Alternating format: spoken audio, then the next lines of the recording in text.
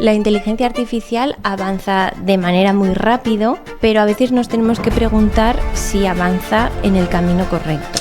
Como decía James Madison es uno de los padres fundadores de la Constitución americana y el cuarto presidente de Estados Unidos. Él, en un artículo, decía algo así como si los hombres fueran ángeles, ningún gobierno sería necesario. Y si los ángeles gobernaran a los hombres, ningún control ni ningún contrapeso sería necesario. ¿Por qué es necesario regular la inteligencia artificial y qué pasa si no lo hacemos? Los resultados merecen ser gobernados y limitados con un mínimo marco de gobierno.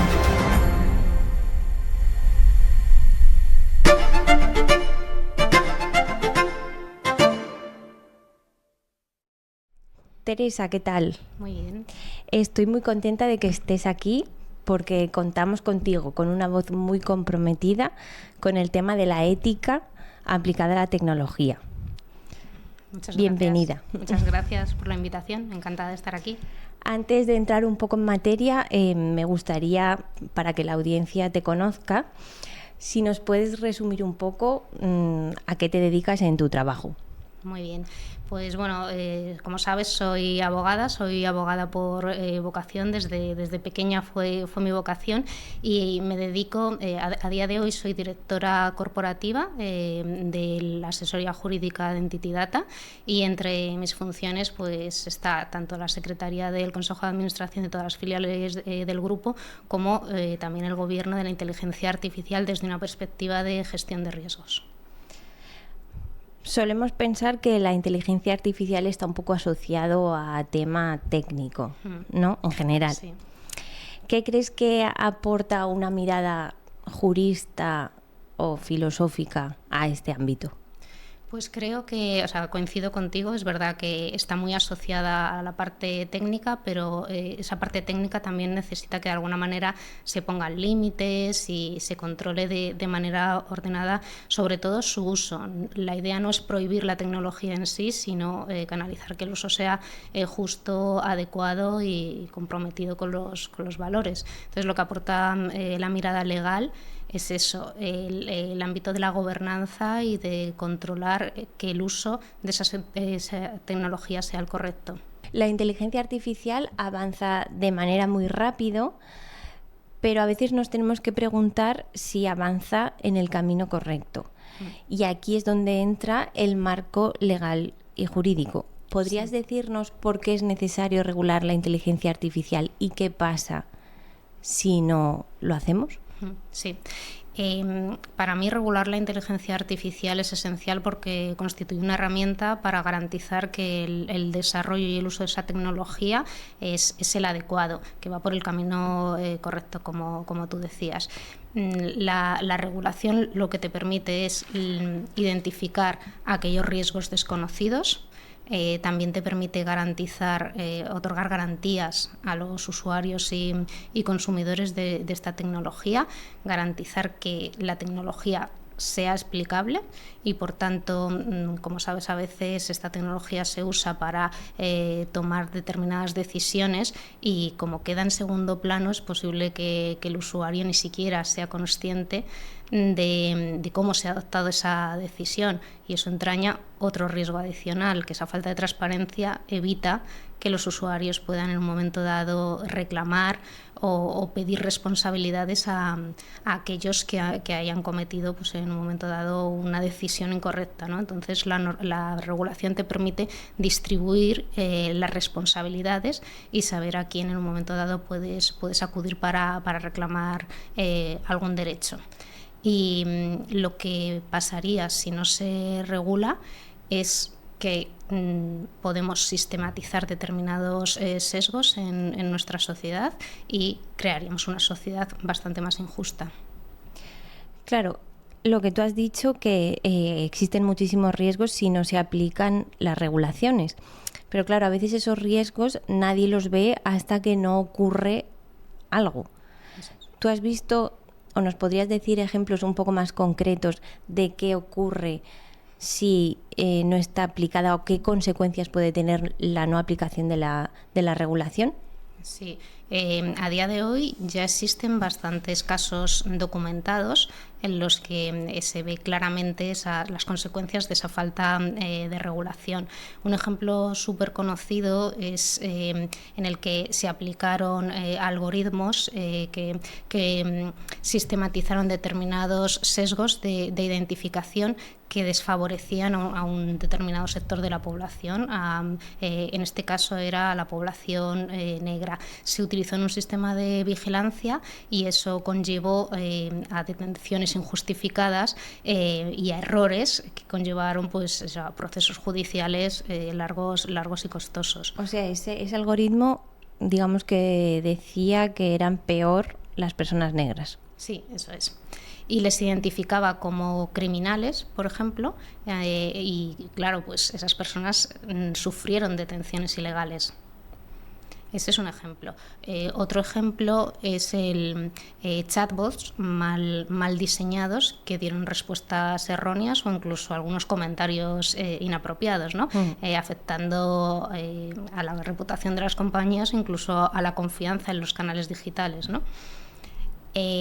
Otro caso bastante conocido tiene que ver con el algoritmo que se aplica a la hora de seleccionar en el empleo. Está demostrado que hubo casos en los que ese algoritmo perjudicaba por razón de género o de raza, y evitando que a lo mejor personas de género femenino accedieran a un determinado puesto de trabajo, con la pérdida de talento y de oportunidades, ¿no? Y de diversidad que eso supone. Y bueno, habría muchos más que podríamos citar. Y todo esto pues impacta un poco en la confianza o en la reputación, digamos, de la empresa o del gobierno en cuestión, por ejemplo, con el tema de las detenciones ilegales. Y de la confianza en sí mismo de la propia tecnología. Claro, y de la propia tecnología. ¿Cómo crees que cambia la confianza de los usuarios sobre las instituciones cuando ocurre esto? Sobre las instituciones, instituciones o organizaciones. Claro, una institución... Cuando ocurren casos como, por ejemplo, los que has explicado anteriormente. Sí, o sea, una institución o una organización que utiliza la inteligencia artificial con una falta de control se expone a un riesgo reputacional brutal, y aparte puede tener consecuencias legales muy costosas en caso de alguna reclamación por el mal uso de la tecnología. Pero el punto de la confianza para mí es fundamental, porque al final la confianza nace de la claridad, ¿no? Claro. Y si los usuarios y los consumidores y los empleados empiezan a percibir esta tecnología como opaca, insegura o que reproduce muchos sesgos, al final acaban desconfiando de ella, incluso pueden exigir la retirada de la misma, del uso de esa tecnología. Y es por eso que en el fondo la confianza impacta también en la innovación.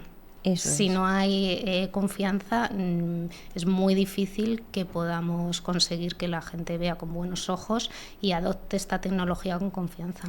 Claro, o sea, con este tipo de conversaciones, pues lo que queremos es poner en valor la importancia de lo que es el marco ético y jurídico dentro de lo que es el desarrollo de la IA dentro de una organización.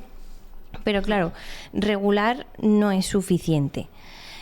Digamos que, corrígeme si me equivoco, pero regular sería cumplir la ley, pero hace falta algo más dentro de una organización, que es ese gobierno.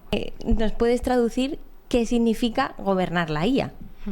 Sí, para mí gobernar la IA, y por decirlo así en palabras llanas, sería dudar de manera razonable de la tecnología.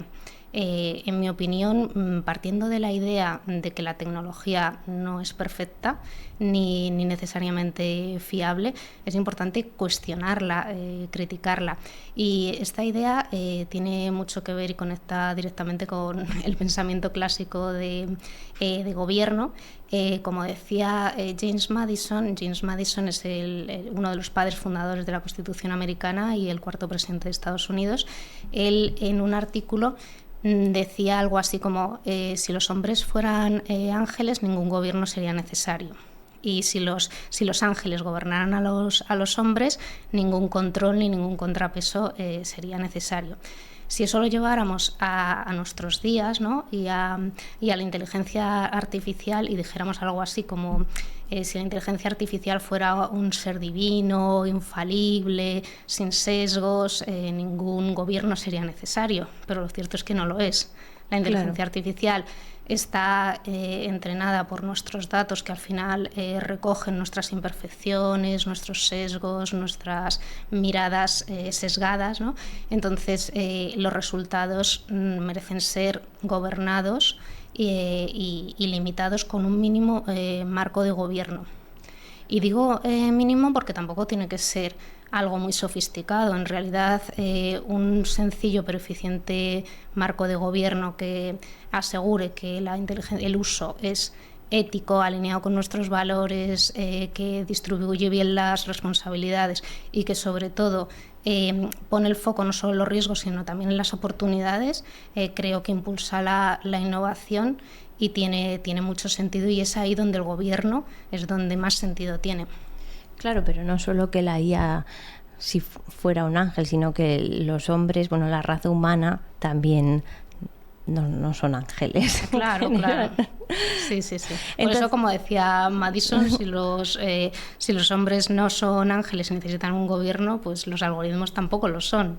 Claro. Necesitan un gobierno. Entonces, por esclarecer un poco, digamos que regular sería cumplir con la ley. Sí. Y gobernar sería decidir cómo lo haces. Bueno, en un sentido más técnico, regular es fijar las políticas y fijar las reglas. Gobernar va más allá de fijar los objetivos y las políticas, implica pues tener en cuenta esos controles y contrapesos que te decía antes, y también invitar a la reflexión a otras áreas que pueden en un momento dado tener también una mirada que haga que centre más el uso de esta tecnología. O sea, es más complejo, es establecer esos controles y esas medidas, aparte del cumplimiento de la ley, sí, supervisarlo. Es muy complejo. ¿Y cómo se articula esto en una empresa? En una empresa es fundamental articularlo desde una perspectiva y con un enfoque constructivo y colaborativo. Es muy importante fijar los objetivos. Primero, comenzar teniendo muy claro el contexto de la organización, a qué se dedica la empresa, porque no es lo mismo un gobierno de una startup que a lo mejor está interesada en crear el nuevo Facebook, ¿no? O a lo mejor una compañía que simplemente hace un uso interno de la tecnología. Entonces tienes que identificar muy bien qué rol juegas en el mercado. Cuando ya tienes analizado el contexto, es importante fijar bien los objetivos y luego identificar bien a las personas que te van a ayudar a cumplir esos objetivos y que tienes que tener en cuenta sus competencias para sacarlo adelante, y luego atribuir las responsabilidades, tener mecanismos de auditoría y sobre todo una supervisión posterior. O sea, no quedarte solo en el inicio, también en esa supervisión posterior. Bueno, en resumen, muchísimas personas. Por lo tanto, esto no es tarea solo de un departamento. ¿Qué departamentos se involucran en este gobierno, digamos? Sí, efectivamente no es tarea de un único departamento, y esto al final son decisiones colegiadas entre distintas miradas y distintas áreas. Son muchas las personas interesadas, dependerá del tamaño también de la organización, pero mínimo un departamento de tecnología o I+D, el área técnica, que sea capaz de entender y de explicar cómo funciona esta tecnología, o incluso si no la produce, que sea capaz de entender lo que está comprando. Eso mínimo. El área de recursos humanos también juega un papel aquí muy importante, porque no es solo por la parte de formación a los empleados en el uso de estas tecnologías, sino también para crear una cultura del uso y de sensibilización, y evitar que en un momento dado los empleados puedan sentirse que pueden ser reemplazados, porque también hay una parte de gestión del cambio y de los miedos. Por supuesto, el área de cumplimiento normativo, el área legal y de gestión de riesgos, fundamental para canalizar el uso dentro del marco actual y futuro, no solo el que es a día de hoy. Luego, una parte muy importante es el área de ética o responsabilidad social, porque al final no tenemos que mirarlo solo desde la perspectiva económica o empresarial, sino que también se analice desde una perspectiva ética, equitativa, justa e inclusiva. Y por último, me parece fundamental la labor del equipo de comunicación, porque todas las acciones que se hagan tienen que tener una comunicación interna que genere confianza, y al final la confianza externa nace de la transparencia interna. Claro. Y las organizaciones están dentro de lo que es el conjunto de la sociedad. Por lo tanto, en mi opinión, tienen que tener como una responsabilidad por preocuparse del efecto psicológico o social que tiene aplicar la IA. ¿Eso lo ves tú en tu día a día? ¿Es real? Sí, es súper real. El efecto psicológico de la IA es un freno a la innovación. Controlar bien ese efecto psicológico puede ser la diferencia entre impulsar la innovación o frenarla.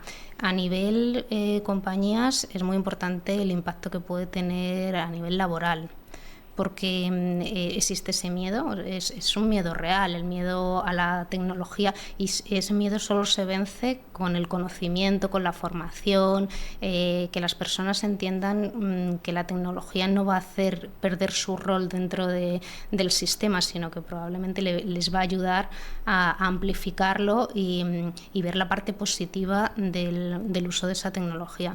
Entonces es fundamental. Claro, pero no solo como empleado, sino también como usuario de cierta organización que utilice ella.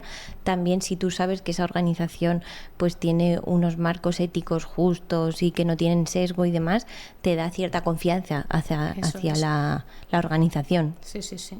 Claro, es que, y además desde la perspectiva, como dices, no empresarial sino social, el uso de la inteligencia artificial bien entendida te ayuda a interpretar correctamente, por ejemplo, porque cuando tú seleccionas contenido te está mostrando siempre el mismo contenido. Eso es. O sea, ese efecto psicológico de por qué siempre veo este mismo contenido, es importante saberlo entender, porque te puede estar presentando un mundo muy, muy reducido. Claro. En el uso, por ejemplo, de los asistentes conversacionales también hay un impacto psicológico en el que hay determinadas personas que a lo mejor, o determinados colectivos más vulnerables que pueden llegar a no saber relacionarse correctamente con ese asistente conversacional, y ahí también hay determinadas barreras y determinadas brechas.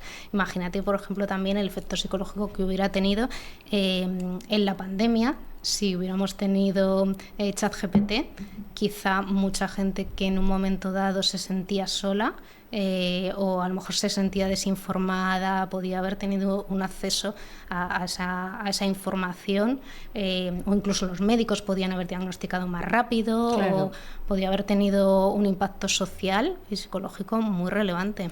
Antes has hablado un poco de qué departamentos están involucrados en el tema de la gobernanza, pero si yo fuese una empresa, vamos a ir un poco al terreno un poco más organizativo, ¿qué estructuras mínimas necesitaría para empezar a utilizar la IA de una manera correcta, digamos? Pues antes de enfrentarte al uso de la IA es fundamental un análisis de tus procesos y un análisis de para qué quieres usar la inteligencia artificial. Y me explico, no es lo mismo uso interno que si lo que quieres es gobernar la inteligencia artificial porque vas a prestar un producto o un servicio que incorpora esta tecnología. Sí, ahí, digamos, el gobierno puede ser que diferente. Le vamos a dar. Sí. Pero bueno, si vamos al contenido mínimo, lo fundamental es fijar tus objetivos de uso de esta inteligencia, tener una estrategia definida y a partir de ahí crear unas políticas claras de uso. Es fundamental que tú le puedas decir a tus empleados si permites el uso de ChatGPT o no en tu compañía. Entiendo que la mayoría no. Claro, eso ya es también el apetito de riesgo de cada compañía. Luego, es fundamental que tengas un comité ético, un comité de inteligencia artificial responsable al que sumes distintas miradas y distintas visiones, y que tengan sitio en ese comité aquellas personas que deben estar, o que bien que están expuestas, o que debe tenerse en cuenta su participación y su decisión. Por ejemplo, en el área de recursos humanos es fundamental que esté alguien que entienda del gobierno del dato, es fundamental que esté la parte que tenga muy claros los objetivos de la compañía, también tiene que estar representada, y con eso creas tu comité. Luego, fundamental definir los procesos de aprobación, tanto del uso como de salida al mercado de esos productos o servicios. ¿De aprobación a qué te estás refiriendo? Sí, pues de aprobación del uso. O sea, vale. O sea, ¿cómo se tiene que utilizar? ¿En qué momento? No, pero incluso de aprobación de todas las aplicaciones que en un momento dado pueden... son aplicaciones de mercado, aplicaciones de terceros, que dices, bueno, pues te permito un asistente conversacional, pero no te permito un asistente que lea o que se sume a los Teams, a tus reuniones, porque puede espiar, ¿no?, las reuniones. Pues ahí a lo mejor puedes tener una aprobación distinta para determinados usos. A eso me refiero. Y eso, el uso interno. Y las aprobaciones de uso externo me refiero a si, por ejemplo, tú ofreces un producto o un servicio basado en inteligencia artificial, pues que decidas este uso está permitido y permito salir al mercado, o este uso no. A esas aprobaciones me refiero. Y si yo soy una empresa pequeñita, una pyme, y no tengo la más remota idea de cómo empezar a utilizar, a lo mejor no tengo tantos recursos o tanta estructura, y quiero empezar a utilizar la IA de una manera correcta, ¿en qué sitios nos podemos apoyar? Pues si eres una pequeña o mediana empresa, claro, normalmente parece que esto le pertenece a las grandes corporaciones, pero en realidad no. Las pequeñas y medianas empresas tienen también que adaptarse al uso de esta tecnología, y para ello existen bastantes recursos oficiales, tanto promovidos por la Unión Europea como a nivel nacional, de apoyo a las pequeñas y medianas empresas. Yo lo primero que haría en su caso sería identificar esos recursos. La Unión Europea ha publicado distintas guías y políticas en su página. En su página. Tiene también un paquete de medidas que se llama AI Innovation Package, donde también pueden tener acceso incluso a financiación y subvenciones para poner en marcha a lo mejor distintas medidas, incluso acceso a supercomputación. Eso es bastante importante. Muy interesante y muy útil. Sí, pero si yo fuera una pequeña y mediana empresa y solo tuviera que elegir una medida, seguro que intentaría asociarme, o sea, intentaría unirme a alguna asociación sectorial, porque en esas asociaciones suelen organizar talleres, suelen facilitar documentación. Pues, por ejemplo, les pueden informar sobre el kit digital en España, que a día de hoy el kit digital se ha extendido también a la inteligencia Hay varios artificial. Anuncios en LinkedIn que hablan sobre este tema. Hay planes también de algoritmos verdes que ayudan también al uso correcto de la inteligencia artificial desde una perspectiva de la sostenibilidad. O sea, cuando dices algoritmos verdes es que utilizan menos electricidad o dañan menos al medio ambiente y su desarrollo, ¿no? Entiendo. Sí, que nacen o sea, que se quieren diseñar desde la perspectiva de reducir el uso de la huella de carbono, el uso del consumo de agua, a la hora de diseñar esos algoritmos. Vale, o sea, a nivel máquina, ¿no? ¿Te refieres? Sí, a nivel algoritmos. Pero en esos mismos paquetes de medidas identifican criterios de proporcionalidad que ayudan mucho a las pymes. Por todo lo que hemos visto, no gobernar puede salir caro. ¿Qué consecuencias puede haber, consecuencias legales, si no se estructura esta gobernanza? ¿Qué riesgos legales, si no hay ese control interno, puede haber? Pues en términos de responsabilidad, la primera sería una responsabilidad por daños. Si ese usuario o esa organización causa un daño a un tercero, le podrían exigir responsabilidades, y eso conllevaría ir a juicios costosos e identificar el daño, la causalidad del daño y después las consecuencias y la posible indemnización. O sea, eso podría tener consecuencias graves. Otra consecuencia muy grave de la ausencia de gobernanza en la inteligencia artificial es que te expones a sanciones. A día de hoy, las sanciones que el reglamento de inteligencia artificial establece son incluso superiores a las de GDPR. A día de hoy las empresas... ¿Por alguna razón? O sea, ¿han decidido hacer eso para crear un poco una cultura de uso? Sí, eso es. Al final, la Unión Europea apuesta por crear un régimen sancionador que desincentive determinados usos y determinados comportamientos, ¿no? Entonces, las sanciones pueden ir desde un 7% de tu volumen anual de negocios, que es muchísimo, con un límite de hasta 35 millones de euros. O sea, ahí son consecuencias económicas. El máximo entre el 7% y 35 millones, ¿no? Sí, eso es. Antes has comentado que se involucran pues muchos departamentos dentro de esta gobernanza. Yo como técnica y matemática pues siempre me he encontrado como cierta fricción con, por ejemplo, el departamento de jurídica. En tu caso, ¿encontráis mucha fricción por parte del equipo técnico? ¿Encontráis resistencias emocionales o vosotros mismos tenéis resistencias emocionales cuando ellos como que piden más innovación? Digamos que es como un equilibrio entre proteger e innovar. Sí, la fricción existe y en el fondo es natural, porque suele surgir sobre todo del malentendido de que la regulación frena la innovación y que de alguna manera estás evitando que ellos exploren lo que la técnica sí les permite.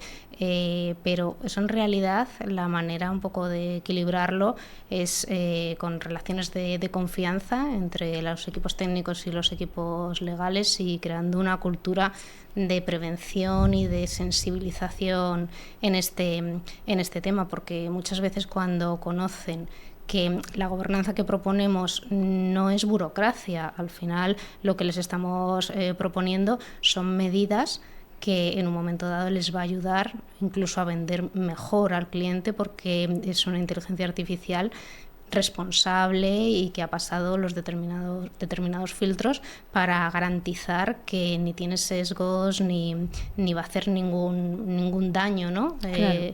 Sistémico. Entonces es ahí donde la relación de confianza hace que se equilibren un poco esas resistencias iniciales. Sí, digamos que hay que hablar entre departamentos. Eso es. Hay que crear una relación inteligente, eso, ¿no? De confianza. Claro, porque yo, por ejemplo, bueno, ya te lo he dicho antes, pero gracias a este guión que hemos preparado entre las dos y demás, pues me he dado cuenta de que gobernar bien o tratar bien a la inteligencia artificial pues puede llevar al fracaso absoluto de una empresa y luego también puede llevar a que sea una marca de confianza. Sí. O sea, como digamos que la gobernanza afecta al éxito de una empresa. Totalmente, totalmente. Por eso debe ser una función estratégica. Al final, el mal uso de esta tecnología es lo que puede hacer que mate tu propio negocio, y el buen uso puede hacer que proyecte a la compañía como una compañía responsable, alineada con los valores democráticos, y el mercado premia esos comportamientos también. Sí. Bueno, durante toda esta conversación hemos hablado de lo que es la regulación, la gobernanza y demás. En Europa ya tenemos como, digamos, una hoja de ruta que no lo has nombrado, pero es muy sonada últimamente, que es la famosa IA Act, que es una ley, que es la ley europea que ha impuesto Europa de inteligencia artificial. Para alguien que no es jurista como yo, ¿nos lo podías explicar un poco qué quiere decir esta ley a grandes rasgos? Sí. El reglamento de inteligencia artificial es una norma que hay que entenderla como una barrera de entrada al mercado, un nuevo estándar en la industria. Al igual que, por ejemplo, no estaría permitido vender un coche sin frenos, porque sería inseguro, lo que establece el reglamento de inteligencia artificial son unos mínimos para poder acceder al mercado europeo.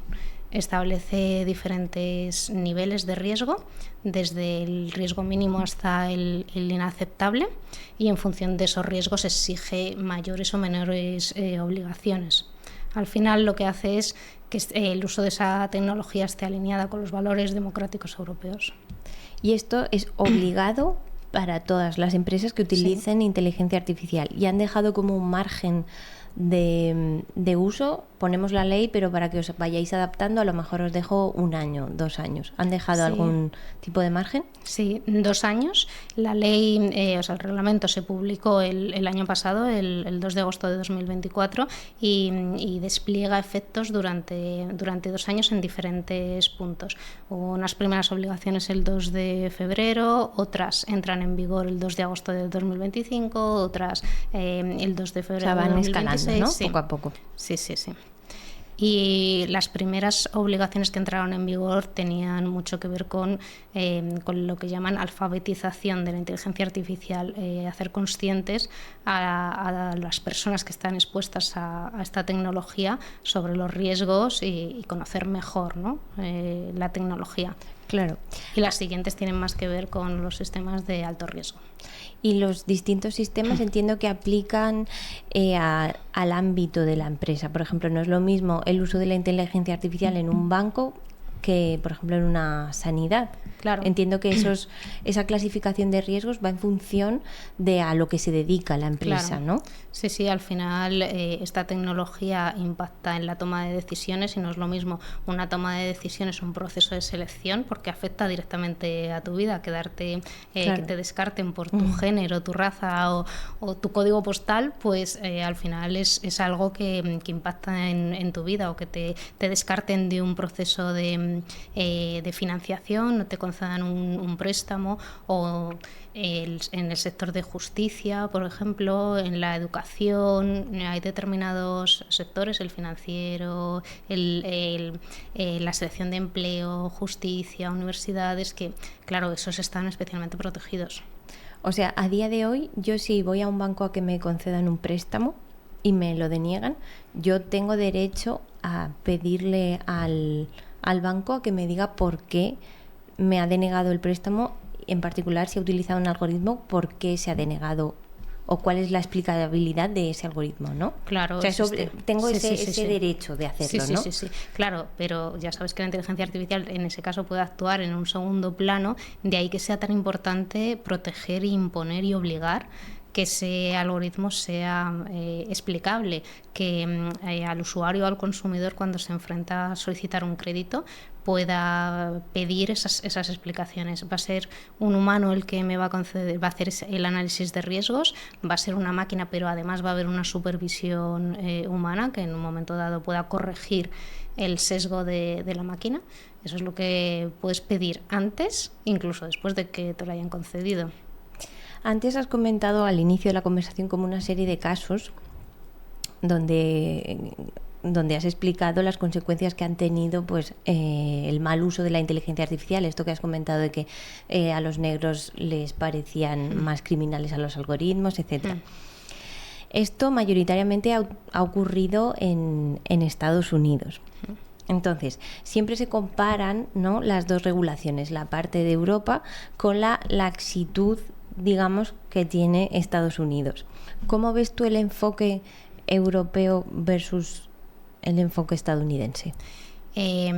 Ambos enfoques en el fondo comparten una meta en común, que es el desarrollo de la innovación tecnológica, pero lo hacen desde filosofías distintas. En el caso de la Unión Europea, a través de su estrategia denominada como Continente Inteligencia Artificial, AI Continent, impulsa un ecosistema que pretende liderar en inteligencia artificial responsable, y para ello crea un marco muy exigente, un marco legal en el que identifica niveles de riesgos y usos permitidos y usos prohibidos. Crea un ecosistema de inteligencia artificial confiable en el que de hecho existe el mercado CE digital, o sea, todos los productos y servicios, o sea, los productos en un momento dado van a poder obtener ese mercado digital y eso serán... Que es como garantía de que sí, cumple el continente inteligencia artificial, claro, ¿no? entonces está actuando de una manera proactiva. También impulsa el desarrollo de sus pymes, de las pequeñas y medianas empresas, porque entiende que no deben perder competitividad, o sea, premia la competitividad, y luego tiene un régimen sancionador bastante potente para desincentivar determinados comportamientos. En el caso de Estados Unidos, que tiene aparentemente un tono como más flexible, que quiere desregular, no utiliza como palanca de seguridad las normativas, confía más en la autorregulación del propio mercado, actúan quizá después, ¿no? Cuando el daño ya se ha producido, porque en Estados Unidos tienen una cultura más de ir a juicio, ¿no? Una cultura litigadora. Sí. Entonces, tienen una visión de que el Estado tiene que intervenir poquísimo en las decisiones y premian sobre todo la supremacía y la base tecnológica, o sea, la supremacía de mantener a Estados Unidos como el líder de la inteligencia artificial en base tecnológica. Claro, aunque para ello tengan que quizás vulnerar un poco más los derechos humanos, ¿no? Porque por lo que estás diciendo, o al menos como lo estoy entendiendo yo, Europa pone un poco más en el centro a lo que es la persona y que no se vulneren sus derechos, sus datos y demás, mientras que Estados Unidos, pues, digamos que confía en que la empresa haga lo que tenga que hacer para hacer como innovación, ¿no? Claro, la aproximación europea está más liderar desde los valores democráticos y eso incluye la defensa de los derechos fundamentales, el derecho a la privacidad, pero en el caso de Estados Unidos lo que premian más es la innovación tecnológica y dejan más de lado los posibles derechos o las garantías legales que se le pueden otorgar a los ciudadanos para reclamar determinadas responsabilidades. Y tiene un enfoque diferente en ese sentido. Y por curiosidad, como opinión personal tuya, porque la mía más o menos la tengo clara, pero como opinión personal tuya, ¿qué enfoque te convence más? Pues es verdad que ambos enfoques tienen sus fortalezas, pero yo no comparto la idea de que un mercado regulado sea menos competitivo. Creo que es posible tener un mercado regulado y a la vez competitivo, y tampoco creo que un mercado súper competitivo esté exento de riesgos. Entonces, creo que es importante encontrar un equilibrio entre ambos mundos. Claro. Bueno, la mía es un poco parecida en el sentido de que creo que Europa a veces es muy, muy, muy exigente, pero claro, tampoco quiero ir como a la jungla estadounidense. Entonces, yo creo que en el equilibrio está la virtud. Bueno, yo creo que el principal error europeo es generar demasiada burocracia. Sí, justo. Creo que todo el mundo puede coincidir o está de acuerdo en que hay que retirar determinados usos que se consideran prohibidos. Probablemente todas las democracias del mundo consideran que el scoring social debería estar prohibido, ¿no? Pero el problema es que vamos un paso más allá y burocratizamos mucho, y al final los casos de uso de alto riesgo requieren una cantidad de documentación. Y claro, a ver, las empresas por excelencia tecnológicas no son europeas. Me refiero a ChatGPT, es que Estados Unidos tiene una base Meta, tecnológica etcétera. muy fuerte que pretende proteger. Claro. Pero bueno, ya estamos en la parte final de la conversación. Hemos hablado de regulación, gobernanza, riesgos, etcétera. Pero para finalizar me gustaría que tengamos un poquito de reflexión sobre lo que es cumplir la ley para una empresa. Porque claro, cumplir la ley no es solo hacer lo que dice en el papel y ya está. ¿qué le dirías a este tipo de empresas que piensan que aplicar la regulación o gobernar correctamente es simplemente hacer lo que dice el papel? Pues les diría que cumplir la ley está bien, es lo correcto, es lo que hay que hacer, pero es verdad que en el terreno de la inteligencia artificial quizá no es suficiente, porque si bien es verdad que cumplir la ley evita sanciones, no te va a proyectar como una empresa que genera confianza. Ir más allá y hacer lo correcto puede ser una palanca buenísima para que tus empleados tengan confianza en la tecnología, la adopten de manera natural y más rápida, te haga más competitivo y te proyecte también como una empresa responsable y alineada con los valores. Eso además también a nivel inversores incluso puede ser un buen banderín de enganche, ¿no? Entonces yo creo que en este punto sí que les diría que cumplir la ley está bien, pero hay que ir un paso más allá. O sea, digamos que tú abogas porque se cumpla la ley, pero con convicción, sabiendo que te pueden aportar pues muchas cosas buenas, como lo que tú has dicho. Por ejemplo, puede atraer inversores, porque si un inversor ve que esta empresa utiliza la inteligencia artificial, que no va a meterse en líos, que no vulnera los derechos de sus clientes y demás, pues es un atractivo. Sí, además, ¿no? Que, o sea, cumplir la ley está bien, pero hacerlo con convicción te consolida y te puede mantener durante más tiempo en el mercado, te hace más sostenible, te hace ser una compañía a prueba de futuro, ¿no? Porque te alinea con los valores éticos y eso hace que seas más sostenible. Claro. O sea, yo creo que poco a poco el enfoque legal va calando un poco en la sociedad, sobre todo con el tema de la IA Act, que al fin y al cabo es un marco legal. ¿Crees que veremos o estamos viendo un cambio cultural con respecto a que la gente utilice la IA de manera más responsable? Sí, yo sí lo creo. O sea, es verdad que es una competencia que todavía hay que desarrollar mucho más. Incluso son competencias de las llamadas digitales que aún hay algunas que todavía no se han adquirido del todo. Lo vemos en temas de privacidad todavía. Sí, sobre todo en temas de privacidad. Hay gente que acepta siempre las cookies sin saber tomarse ni lo que un tiempo para configurarlo. Yo misma. Claro. Entonces, todavía hay margen de mejora, pero yo creo que cada vez ha calado más el mensaje de que la inteligencia artificial es una herramienta muy poderosa, que no está exenta de riesgos, los riesgos hay que conocerlos y hay que adaptarse al ritmo que se impone, pero con conocimiento. Claro, también por echar un órdago a mi campo, también el lenguaje vuestro ha ido un poco adaptándose también a más entendible, sobre todo también para los técnicos, que a veces cuesta un poquito entenderlo. Claro. Sí.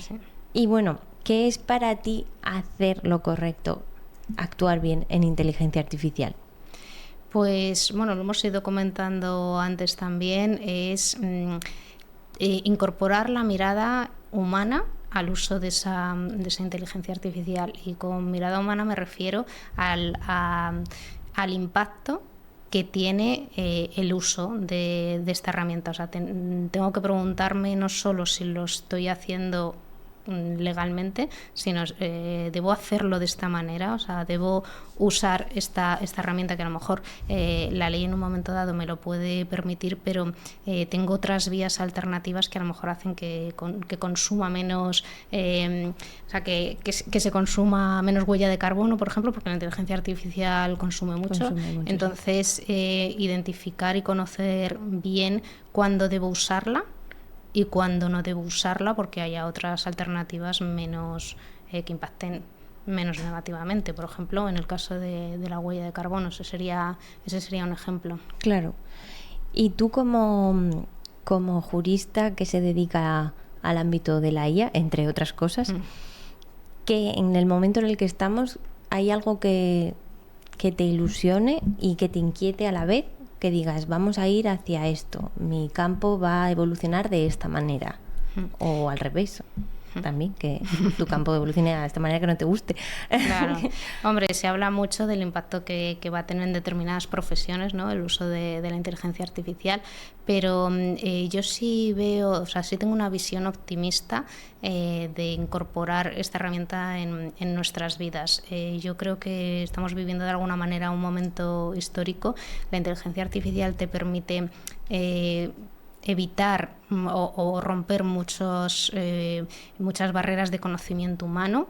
Por ejemplo, en mi sector, antes tú necesitabas un abogado de una rama específica y con la inteligencia artificial es muy fácil alcanzar determinados conocimientos, sí. y la velocidad con la que recibes la información es que es maravillosa. O sea, creo que romper esos límites al conocimiento humano es buenísimo. O sea, bueno, para vosotros es súper útil, ¿no? Claro. Quiero decir, un chat GPT aplicado a vuestro campo me parecería, vamos, sí, un diccionario. Muchos, bueno, claro, sí tendréis muchísimo. Pero en realidad a cualquier persona, o sea, es que ya... Bueno, claro, y la traducción de lo que puede poner una carta o algo escrito en lenguaje... Sí, rompes las barreras del idioma. Y eso me parece súper potente, pero también me parece muy potente la idea de poder hacer esas reflexiones a nivel ético, claro, sí. sobre el uso de esta herramienta, el poder tener llegada a distintas visiones. Este es un ejemplo, ¿no? Estamos hablando con personas técnicas y bueno, en este proyecto tú contemplas diferentes miradas. Y también me ilusiona ver cómo se está profesionalizando la gobernanza de la inteligencia artificial. Creo que es un campo... ¿En qué sentido? Pues en el sentido de que la mayoría de las empresas ya demandan este tipo de perfiles y los abogados nos estamos adaptando a eso también. Claro. Y como cierre, ¿te gustaría compartir algo con la gente o conmigo? Sí. Bueno, lo hemos un poco a modo de resumen también de todo lo que hemos comentado anteriormente. La inteligencia artificial es una herramienta súper poderosa que no está exenta de riesgos. Algunos ya los conocemos, otros están por conocer. Entonces es ahí donde la gobernanza de esa herramienta es donde tiene mayor sentido. A día de hoy entiendo que cumplir con la ley va a estar bien, es imprescindible, es el mínimo que tenemos que cumplir, pero hay que ir un paso más allá y siempre pensar qué es lo correcto. Y lo tenemos que hacer porque además es algo que nos convierte y convertirá a las organizaciones en sostenibles. Además hay que hacerlo, como comentábamos, desde la convicción, porque al final eso es lo que marca la diferencia, y cada vez observo que la sociedad está más preparada para ello.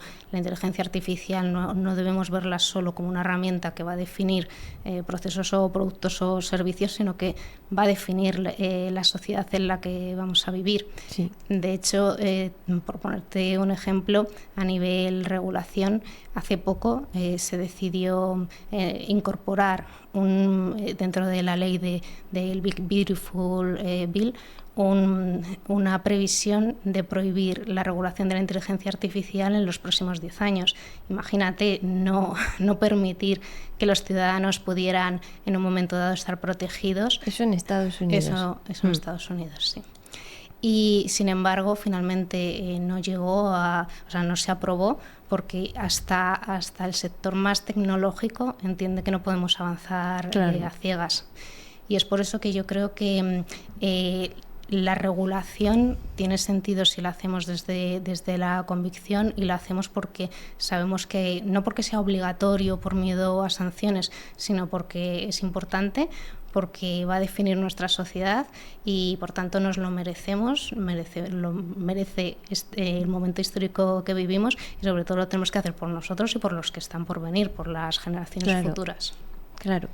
Bueno, pues muchísimas gracias por haber venido y por habernos aportado también la